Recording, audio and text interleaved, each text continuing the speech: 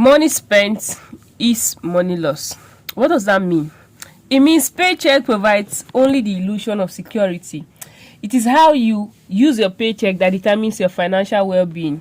In the real world, assets either appreciates or depreciates. The purchase of a car is the purchase of a depreciating asset because the car loses its value as soon as it leaves the car stand. The same thing for furniture, TVs, and clothing. Debt devours your cash flow and negates your assets, pushing your personal net worth towards the negative side.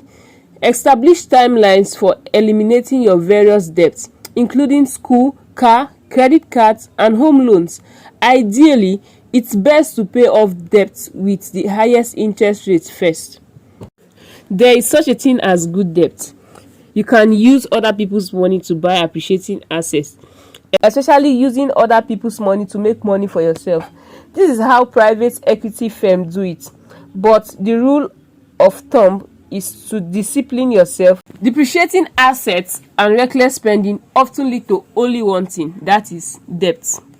If a paycheck only provides the illusion of security, debt should provide the real fear of the negative thing that can happen, especially if unforeseen contingencies occur.